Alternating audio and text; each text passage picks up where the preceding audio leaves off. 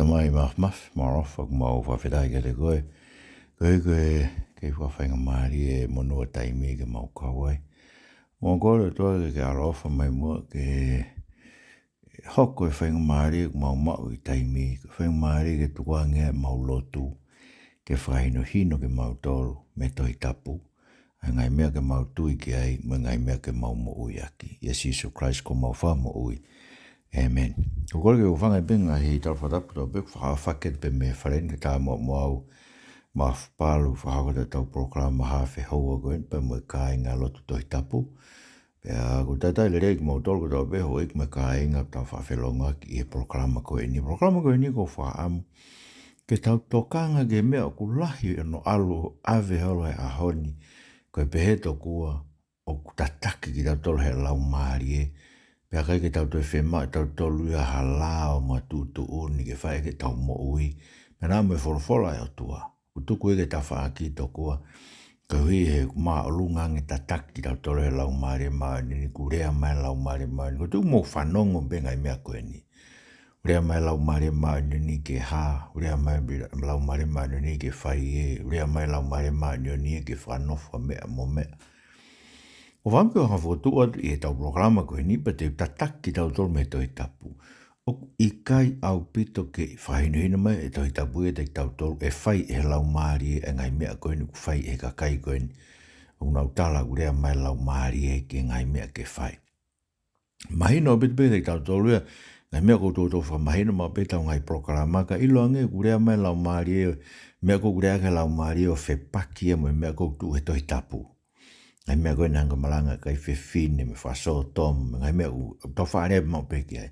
Ka pau e rea mai e Laumalie ia ne pou e ke ngai mea ta ofi e tohi tapuhanga ngai mea koe ia.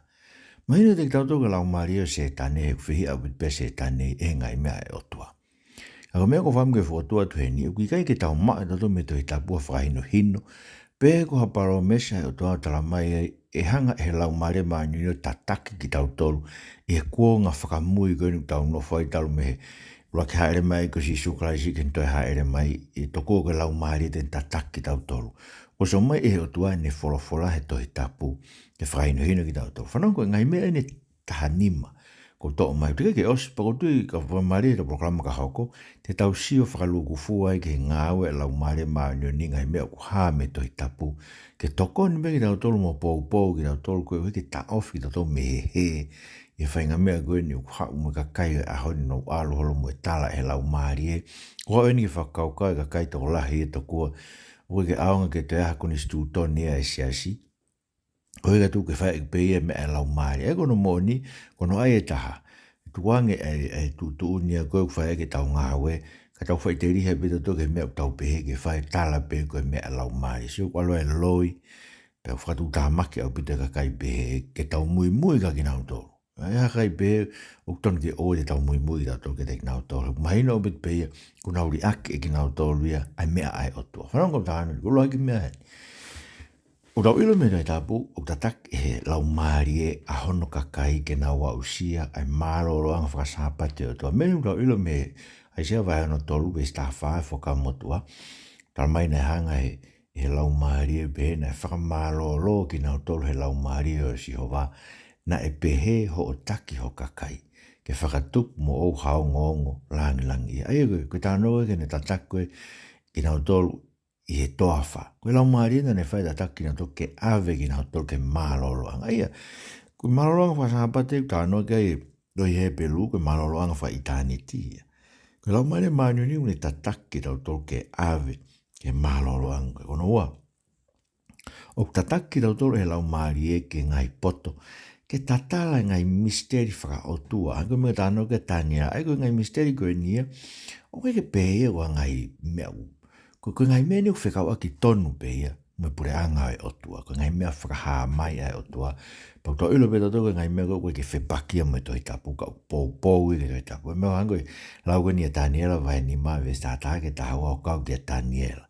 Ai koe rea en koe ai kuini. Kia perisasa o se ne sio ke tohi nima ko e hori si pe ho haai. Pe pere he kuini ki e o kua tangata he pure anga ai o kua te ia Laumalie ngai o tua top tapu. Pe kua nga ho eiki a ko ngen ka Nepkanes Nei hai ha mama mo atamai mo poto nge ko poto ha otua. Pea ko eiki ko king Nebukadnesa io ai afio ko eiki. Tene ngau he ke pure kau skalaipi kau maki kau karitia mo kau astalono ma. Ko wea na ilo e te halau maari fungani mo ilo mea mo e poto me whakauhinga misi mo e mate tupu. Ko vete ngai mea o kufihi. Io nai hae tō tāko ia a Daniela aia nei whakaingohe tui ko Pritsasa. Ko ia ke hui maa Daniela pe tene whakamatala e uhinga. Aia ko mea unu hako, ko mea e tō ni whakamatala e uhinga. Ko ngāwe ai otua o whai he māma ko ni. Kono tolu o tataki tau tolu e he Laumalie ke whanau i fo o ia tō kau Kristiani. Tō mea e Laumalie o whai o whloka si isu na whai ka niko ti mase senu vai tolu i si ono ke valu. Ko mea ko whanau i me kakano ke kakano ia. Ko mea ko whanau i me Laumalie ke Laumalie ia. O te ke ofo e pēa tū ko pau ke mō whanau i fo o me olunga. Ko mairi a matangi ku whai noa pe ko ne whaiteri ha pe. Pea ku ke ongo i ene mumuhu. Ko ke kai te ke ilo pe ko ne hau me i whe pe ku alu ki whe. Ko e anga ia o ia ko tō pe ko whanau i me Laumalie. Aia koe uhinga. Koe ngau ka Laumalie ko ke tausio ke kau tausio pe ki he ngaue ai ulu akau hono puhi e matangi. Tau tō pe mo koe whanau i fo o ko ke tausio ke mea koko. Kau tausio pe o ilo e ririu mo ui whai he Laumalie ia tō taha. Pa koe ririu mo ui koe ha. Ko mea no whae tala noa kia sio ne vai fitu, vestor fitu ke toriwa. O ku whakatafe e vai tafe e vai mo ui e loto e Kristiane. Sio ne vai fitu, vestor fitu ke toriwa. Ilonga ai au tui pi tai kia te au, frofola si isu. Pe hange koe lau e toi tapu e tafe mi ono manawa, e ngai vai tafe e vai mo ui. Pa toi talamare wa sio ne kau e nerea koe ke Laumalie, e ka mau e ginau tolu na e tui pi tai kia te ia. He ko te kiai a Laumalie, ko hui ko te whalangalangi a sisu. Whalangalangi a sisu, pe hei whamai Laumalie marini pa tau mau. Pe kuton ke tafe ko ngai vai mo ui. Tafe me tau mo, e kono mo niu ne hanga he, ko vai mo ui ko niu uhinga he ke Laumalie, tafe me te tau tolu hivi mo ui oi o tua nima. O ku tataki tau tolu Laumalie ke fola a sisu. Whanau ko sunu mai ta whaen vesi wao no. Ka koe tau kapo, koe Laumalie maanyoni, aia e whekau mai e tamai i hoku ingoa. Ko tō tāko ia, tene ako ke teki motolu, ai mea ko tōpe, pe tene whakamanatu ke teki motolu, ai mea ko tōpe, kua urea aki ke teki motolu. Ai koe tala ia si isu ke ka apostolo mo ki tauto. Ka hoko man Laumalie maanyoni, ka hai mea tene whai tene hanga whakamanatu ke teki motolu, ai wholofola si isu. Ai koe ki hai Laumalie te o mai ane wholofola ke ana. O ku hau ia o whamanatu ke te tau te whawhola si isu, ai tu ia tuhu ke eiko si isu Kraisi. Ai ka pau kia whaitu kumaranga e si isu Kraisi, o ngā ue Laumalie marini ono. O kune tataki ki tau tolu ke whakamatala o kau kia si isu. Sone vai tahani mai e vesi, ua no me ua fitu. O ka hoko mai e tau kapo, ai e te uwhekau atu e au mehta mai iyo.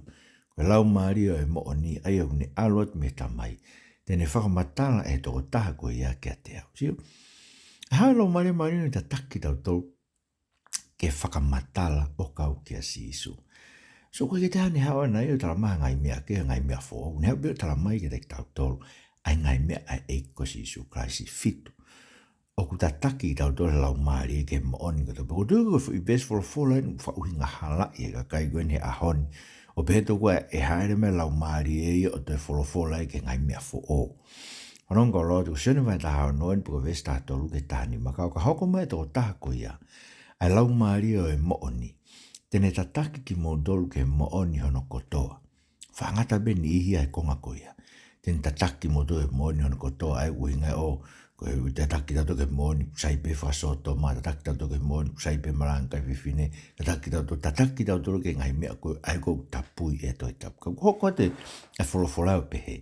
He tala e hai tene rea i a te iape. Si o koe ke rea Laumalie marini i a te iape.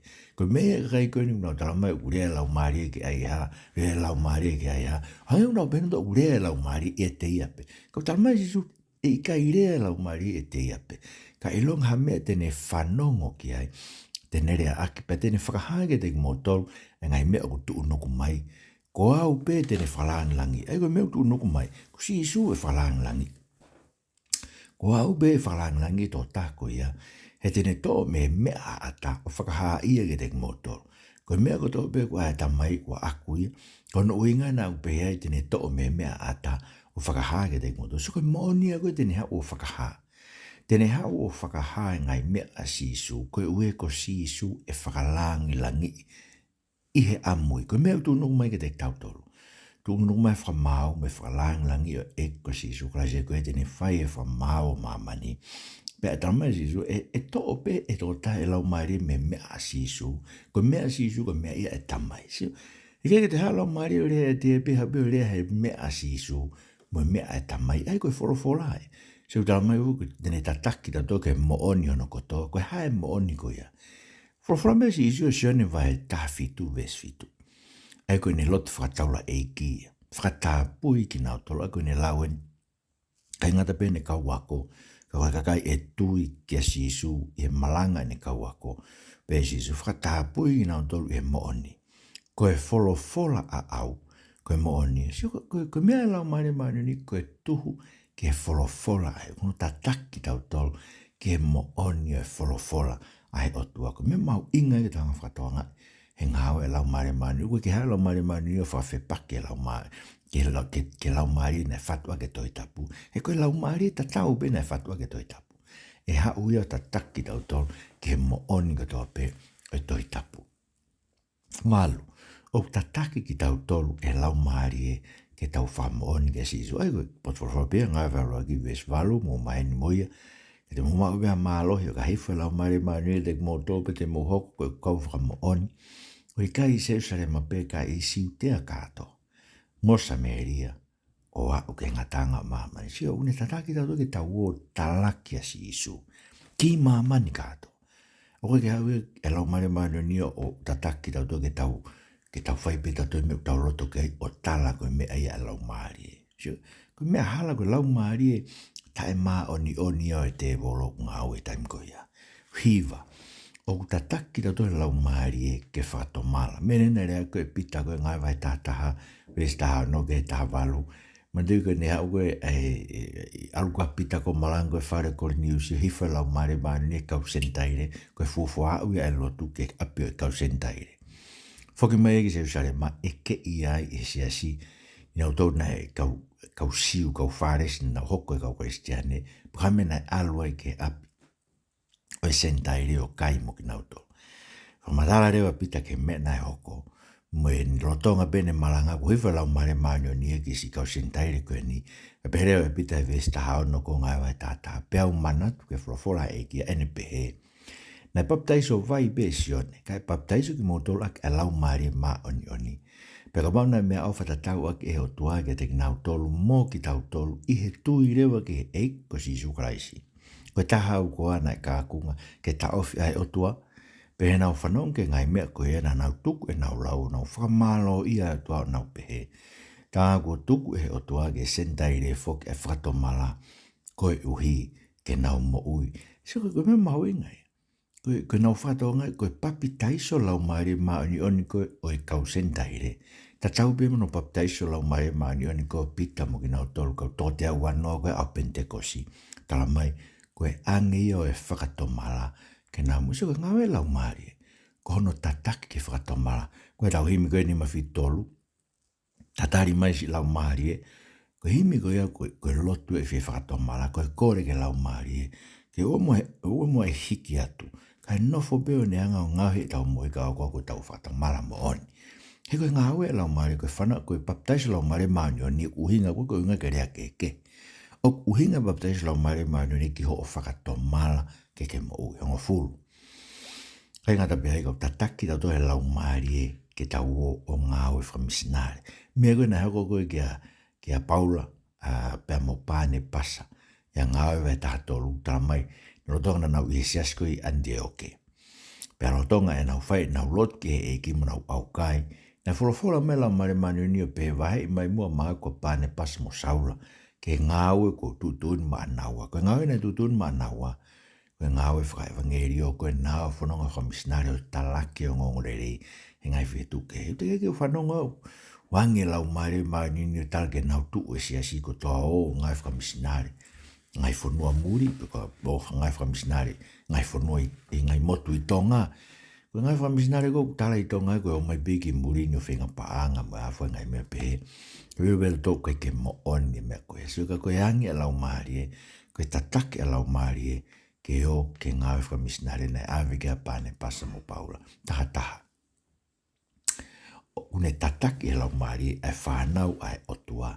Ke nau ai ke mate ai ho ngai hori ai kakano. He nau mo ia ko loma vai valu ia pa koe ve stafa. So ta mai le tau to loma vai valu stafa. I longi nau tau taki e kina he Laumalie e otua. Ko ki nau tolu ia ai ngai foha e otua. Mahino au pito ke le tau tolu. Ko ngai foha ia o otua. O ku taki e kina ki nau tolu. E Laumalie ma oni. So pe kalmaria ke te tau tolu e vesta fa ko ngai foha ko o tua tataki nau tolu Laumalie ko uhi ke nau ai ke mate e ngai hori kovi ko toa pe ai kakano e nau moi ngai hori kovi ko e sino shoki ko kakai ko tataki Laumalie nau ilo ko whanau ki nau tolu ai o tua ai o kula ko ke tau himi ni mao no hiwa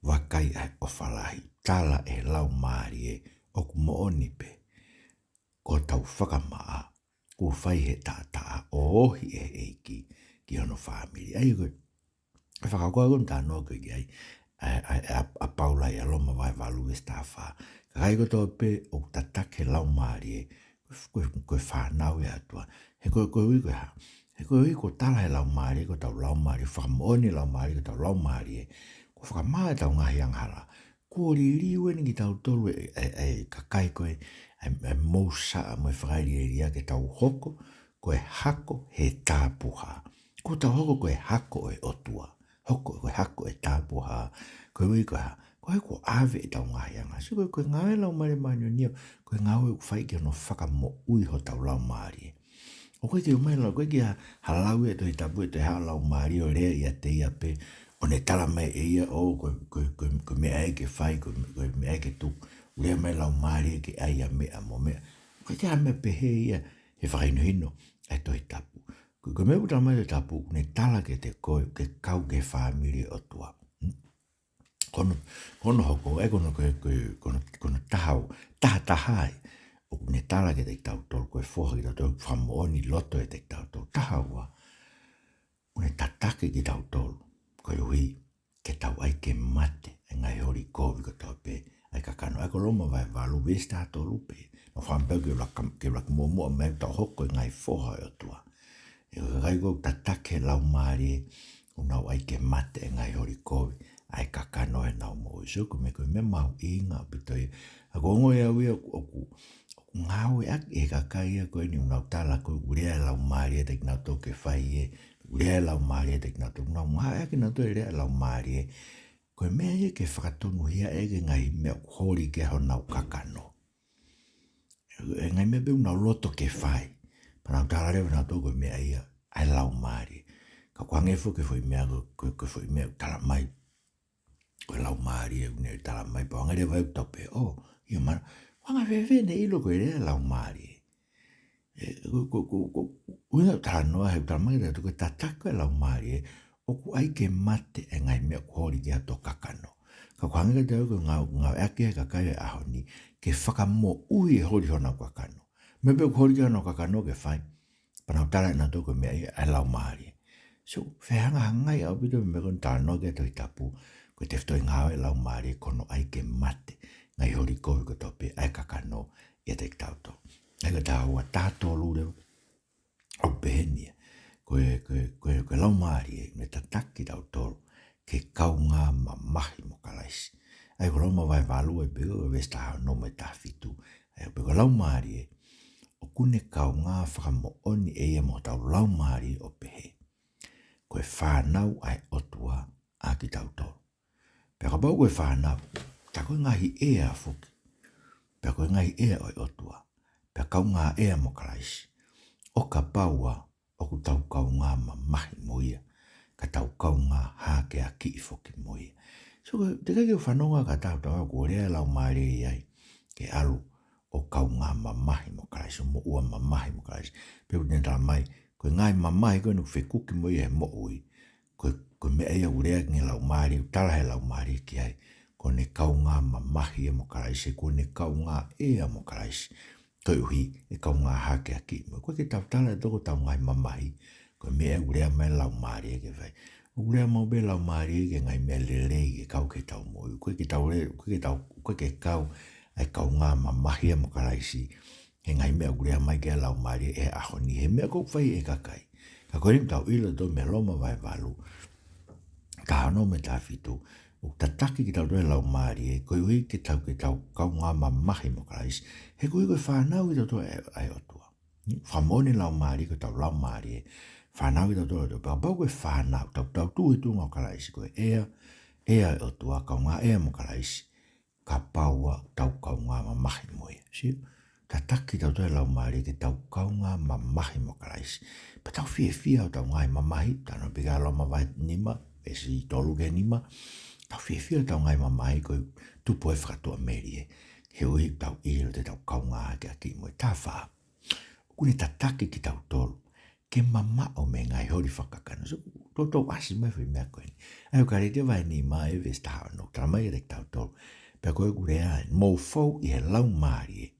Pea e ikai e te mo i whakaai, ai hori a kakano. Ai, hanga peo meo tau tano e kene nei. O hanga e te tau tolu e koe rea e Laumalie ahoni, ke whakaai e hori au tau kakano. Hori ke tari whakaso toma, hori ke malanga mo hoi whekau kai wewhine, hori ke ha.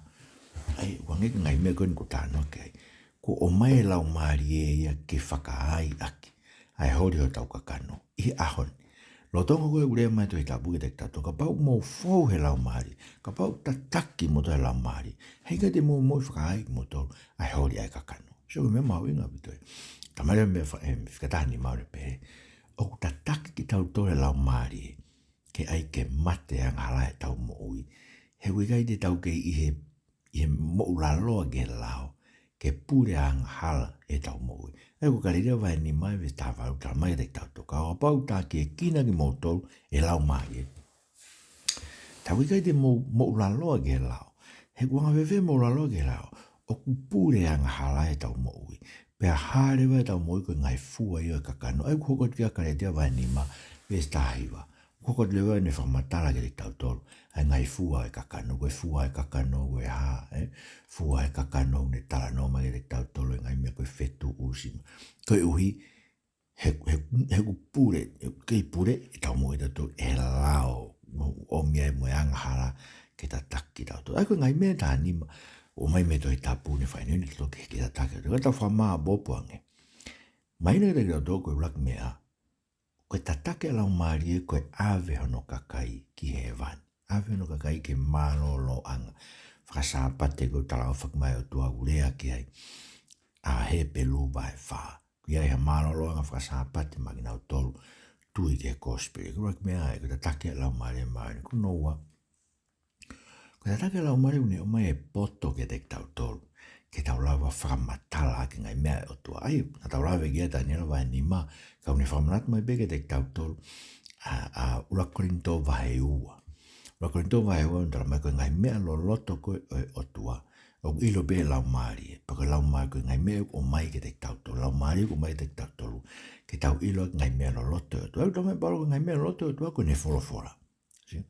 Koe Laumalie o tua. Laumalie o tua ni tataki tau tolu. Ke tau ai ke matala ne fora. Mea no hoko. Ono hoko. Laumalie o tua. O kune tataki ki tau tolu. Ki he fora a si isu. Mo e fora ai o tua. Mahino au bitoi me talako ai si isu koe ke hoko mai ai tau kapo.